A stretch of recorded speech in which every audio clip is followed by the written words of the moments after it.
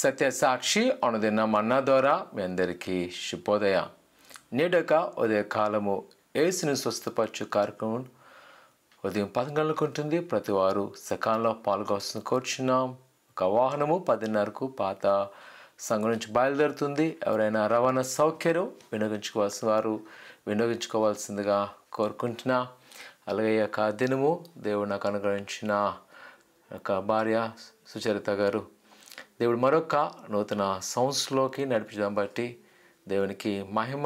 తన కొరకు ప్రార్థించండి. ఇంకా పరిచయలో బహుగా వాడబడలాగున.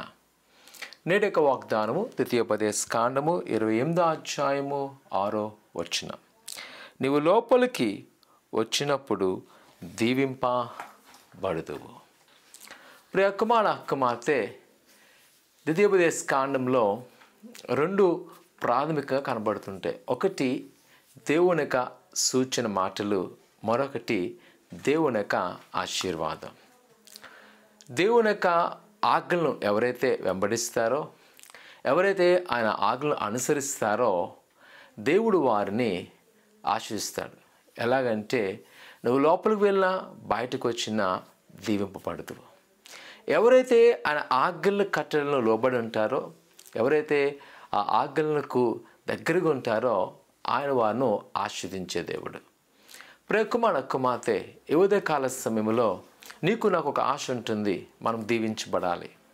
మనకున్న బంధకాల విడుదల కలగాలి, మనకున్న శోధల నుంచి విడుదల కలగాలి, మనకున్న బాధల నుంచి మన విముక్తి కలగాలని. అవి జరగడానికి ప్రభు సిద్ధంగా ఉన్నాడు. ఎందుకంటే ఆయన ఆశ మనల్ని దీవించాలని. అయితే మనం చేస్తున్నది ఏంటంటే మనము ఆయనకు అనుకూలంగా జీవించాలి.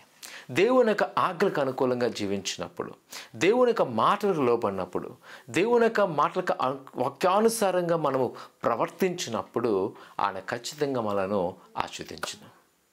దేవుని యొక్క వాక్యం నేను ప్రోత్సహిస్తాను. ఈ సమయంలో ఆయన అయితే ఈ దినాన్ని నన్ను దీవించడానికి సంసిద్ధంగా ఉన్నాడు. కానీ మనము ఆయన ఆజ్ఞలను వెంబడిస్తున్నామా?